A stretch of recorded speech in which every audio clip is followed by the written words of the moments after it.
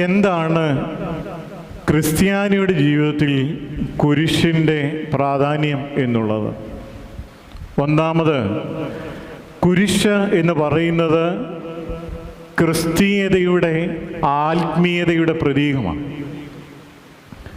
കുരിശില്ലാതെ ക്രിസ്ത്യാനിയില്ല, കുരിശില്ലാതെ ക്രിസ്തീയ ആത്മീയതയുമില്ല.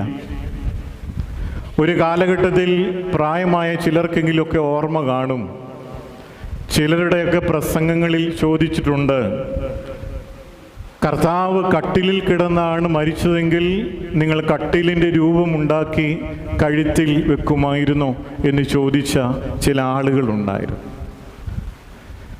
കുരിശിൻ്റെ പ്രാധാന്യമില്ല എന്ന് പ്രസംഗിച്ച പലരും അവരുടെ സ്ഥാപനങ്ങളുടെ മുകളിൽ കുരിശ് ഇന്ന് കാണപ്പെടും. കുരിശ്